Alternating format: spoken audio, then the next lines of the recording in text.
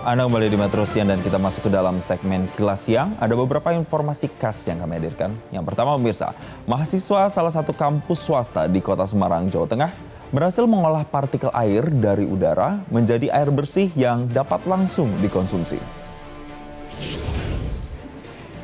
Nah pemirsa, alat yang dikembangkan selama 6 bulan ini ternyata sangat potensial untuk dimanfaatkan di wilayah-wilayah yang mengalami kekeringan. Hal ini dilakukan di tengah tantangan sulitnya akses air bersih. Sekelompok mahasiswa dan dosen Universitas Dian Nuswantoro di Kota Semarang, Jawa Tengah tak hanya menghasilkan air, Toyaku juga ramah lingkungan, energi panel surya yang dimanfaatkan untuk mengoperasikan alat sehingga bisa digunakan di wilayah yang sulit jaringan listrik sekalipun. Dalam satu malam atau 24 jam, Toyaku bisa menghasilkan 8 liter air.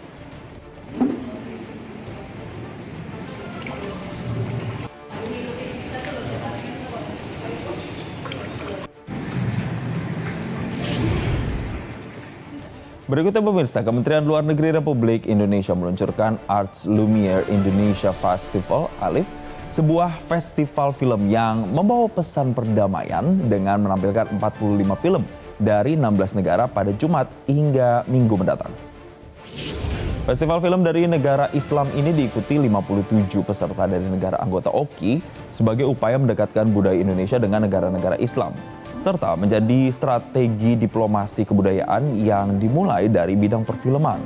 Wakil Menteri Luar Negeri Anies Mata menyebut film yang ditayangkan bukan merupakan film Islam secara spesifik, melainkan film yang diproduksi dari negara Islam untuk menunjukkan sebuah tema besar mengenai perdamaian di tengah banyaknya konflik global saat ini. Anies Mata berharap langkah kecil ini dapat menjadi bagian dari perjalanan panjang menjadikan Indonesia sebagai pusat budaya dunia Islam. Terkait dengan festival yang menjadi portofolionya, Anies Mata menyebut masyarakat dapat menonton secara gratis melalui laman resmi ALIF Kementerian Luar Negeri. 3, 2, 1. Pemirsa, PT KAI Daop 6 Yogyakarta menggelar sosialisasi keselamatan di pintu perlintasan sebidang di kawasan Stasiun Lempuyangan, Kota Yogyakarta. Sosialisasi ini dilakukan untuk memperingati Hari Perhubungan Nasional dan menyambut HUT Kereta Api Indonesia ke-80.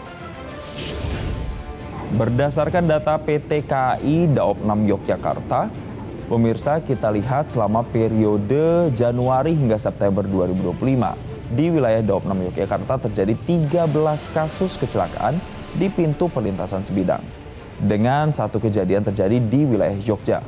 Dalam sosialisasi, KAI Daop 6 Yogyakarta juga membagikan stiker tentang peraturan di perlintasan serta imbauan untuk tetap berhati-hati saat melintasi di perlintasan kereta api.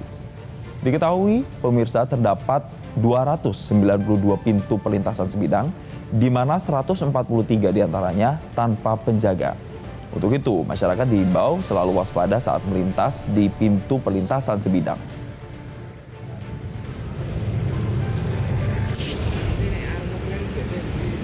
Kilas berikutnya, ratusan warga di Kabupaten Jombang, Jawa Timur saling berdesakan untuk berebut jajanan tahu dari atas gunungan.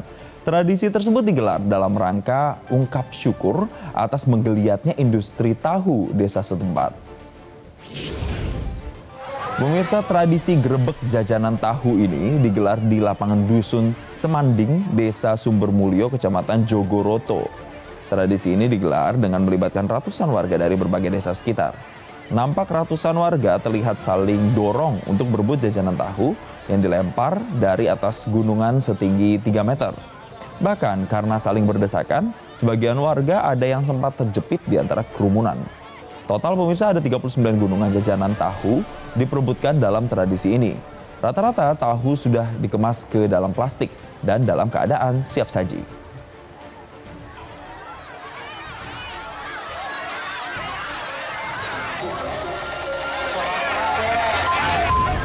Jelajahi cara baru mendapatkan informasi. Download Metro TV Extend sekarang.